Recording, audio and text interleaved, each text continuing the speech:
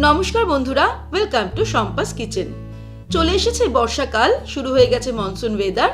এই সময় সন্ধেবেলায় গরম গরম চা বা কফি আর তার সঙ্গে গরম গরম পকোড়া জাস্ট জমে যাবে।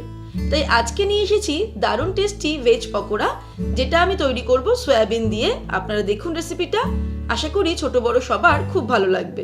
রেসিপিটা ভালো লাগলে লাইক আর বন্ধুদের সঙ্গে শেয়ার করতে ভুলবেন না। আর এরকমই দারুণ দারুণ রেসিপির আপডেট পাওয়ার জন্য এক্ষুনি শম্পাস কিচেন চ্যানেলটিকে সাবস্ক্রাইব করে নিন। তাহলে চলুন শুরু করি। সবার প্রথমে একটা পাত্রে কিছুটা পরিমাণে জল গরম করব। জলটা যেই ফুটতে শুরু করবে এর মধ্যে দিয়ে দেব সয়াবিন বা সয়া চাঙ্ক। 50 গ্রাম সয়া চাঙ্ক আমি এর মধ্যে দিয়ে দিলাম। এবারে এটাকে সিদ্ধ করে নিতে হবে। মিনিট 5 সময় নিয়ে আমরা এটাকে সিদ্ধ করে নেব। যখন জলটা ফুটতে শুরু করবে তখন ফ্লেমটাকে মিডিয়াম টু লোতে করে সয়াবিনগুলোকে সিদ্ধ করে নিয়ে ফিরে আসছি। 5 মিনিট হয়ে গেছে, সয়াবিনগুলো সিদ্ধ হয়ে গেছে। এই দেখুন সয়াবিনগুলো কিন্তু ফুলে উঠেছে। এবার ওভেনটাকে অফ করে দেব, তারপরে জলটা ঝরিয়ে নিয়ে ফিরে আসছি। জল ঝরিয়ে নিয়ে সয়াবিনগুলো আমি একটা বোলের মধ্যে নিয়ে নেব।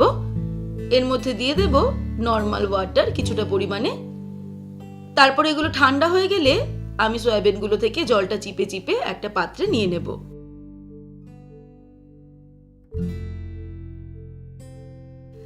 এই জলটাকে এবারে ফেলে দেব। তারপর ভালো করে শুকনো করে বোলটাকে মুছে নিয়ে নিলাম। আর সয়াবিনগুলো বোলের মধ্যে আবারও নিয়ে নেব। এবারে সয়াবিনের মধ্যে কিছু মশলা অ্যাড করব। প্রথমেই দিয়ে দিচ্ছি রসুন কুচি 1 টেবিল স্পুন। তবে আপনারা চাইলে রসুনটাকে স্কিপ করতে পারেন যদি সম্পূর্ণ ভেজ তৈরি করতে হয়। দিয়ে দিচ্ছি 1 টেবিল স্পুন আদা কুচি। আদা রসুনটা কিন্তু পেস্ট করে দেওয়ার থেকে এইভাবে কুচি করে দিলে টেস্টটা বেশি ভালো হবে। 2-3টে কাঁচা লঙ্কা কুচিয়ে দিয়ে দেব। দিয়ে দিচ্ছি হাফ টিস্পুন লঙ্কার গুঁড়ো। কালারের জন্য দিয়ে দেব half teaspoon Kashmiri red chilli powder. ধনের গুঁড়ো দিয়ে দেব হাফ টিস্পুন। জিরের গুঁড়ো দিয়ে দেব হাফ টিস্পুন। 1/4 টিস্পুন হলুদ গুঁড়ো দিয়ে দেব। দিয়ে দিচ্ছি নুন হাফ টিস্পুন। নুনটা নিজেদের স্বাদ অনুসারে অ্যাড করতে হবে। এবার এর মধ্যে অ্যাড করে দেব ময়দা। 3 টেবিল স্পুন ময়দা দিয়ে দেব। আর দিয়ে দেব কর্নফ্লোর 3 টেবিল স্পুন। বাড়িতে কর্নফ্লোর না থাকলে অ্যারারুটও দেওয়া যেতে পারে। 1/4 টিস্পুন গরম মশলার গুঁড়ো দিয়ে দেব। চাট মশলা দিয়ে দেব হাফ টিস্পুন। এবারে দিয়ে দেব জল ঝরিয়ে রাখা টক দই 2 টেবিল স্পুন। সবশেষে এর মধ্যে অ্যাড করে দেব 1 মুঠো ধনেপাতা কুচি। এবারে সবকিছুকে ভালো করে মাখিয়ে নেব সয়াবিনের সঙ্গে। মাখতে মাখতেই দারুণ সুগন্ধ বেরোনো শুরু হয়েছে। এটা কিন্তু খেতে দারুণ টেস্টি হবে।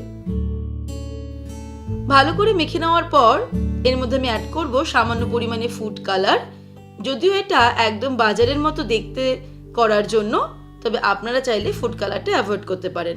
এই দেখুন রেড ফুড কালার দেওয়ার ফলে এটা একটু লালচে হয়ে গেল, যেরকমটা বাজারে বিক্রি হয়। সবকিছুকে ভালো করে মেখে নিয়েছি। এবারে চলে যাব ফাইনাল স্টেপে। এবারে কড়াইতে বেশ কিছুটা পরিমাণে রিফাইন্ড অয়েল নিয়ে নেব পকোড়াগুলো ফ্রাই করার জন্য। তেলটা মিডিয়াম গরম হয়ে গেলে ফ্লেমটাকে মিডিয়াম টু লোতে করে পকোড়াগুলো ছেড়ে দেব। একটা একটা করে সয়াবিনের পকোড়া তেলের মধ্যে ছেড়ে দেব। তারপরে মিনিট খানেক অপেক্ষা করব। তারপর চামচ দিয়ে এগুলোকে উল্টে পাল্টে ফ্রাই করতে হবে ভালো মতো। লালচে করে ক্রিস্পি করে ফ্রাই করে নিতে হবে। তার জন্য সময় লাগবে 3 থেকে 4 মিনিট। পকোড়াগুলো ফ্রাই করা হয়ে গেছে। এবার এগুলো তেল থেকে ছেঁকে তুলে নেব। তৈরি হয়ে গেল দারুণ টেস্টি সয়াবিনের পকোড়া, যা বাইরে থেকে দেখলে কিন্তু একদম বোঝাই যাবে না, মনে হবে চিকেন পকোড়া সার্ভ করা হয়েছে।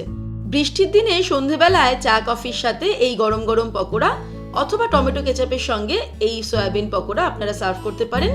দেখবেন ছোট বড় সকলের মুখে হাসি ফুটে উঠেছে। রেসিপিটা ভালো লাগলে লাইক আর বন্ধুদের সঙ্গে শেয়ার করতে ভুলবেন না। আর এরকমই দারুণ দারুণ রেসিপির আপডেট পাওয়ার জন্য এক্ষুনি শম্পাস কিচেন চ্যানেলটিকে সাবস্ক্রাইব করে নিন। ভালো থাকবেন, সুস্থ থাকবেন। আমি আবার হাজির হব নতুন নতুন রেসিপির সঙ্গে। নমস্কার।